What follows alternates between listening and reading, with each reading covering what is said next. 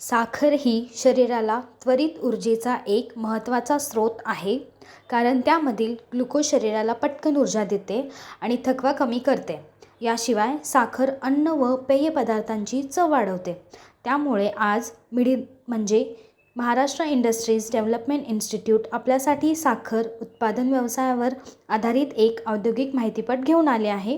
Raw materials: sugar can, water, line, sulphur dioxide, packaging materials, plant and machinery, can crusher or diffuser, juice clarifier, evaporator, crystallizer, centrifuge machine, boiler, drying unit, packaging machine.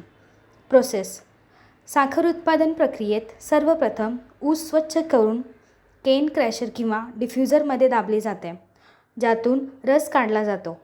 हा रस juice क्लॅरिफायरमध्ये चुना आणि sulphur dioxide मिसळून शुद्ध केला जातो.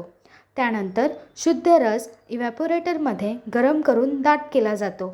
दाट झालेला रस क्रिस्टलायझरमध्ये थंड करून साखरेचे स्फटिक तयार केले जातात.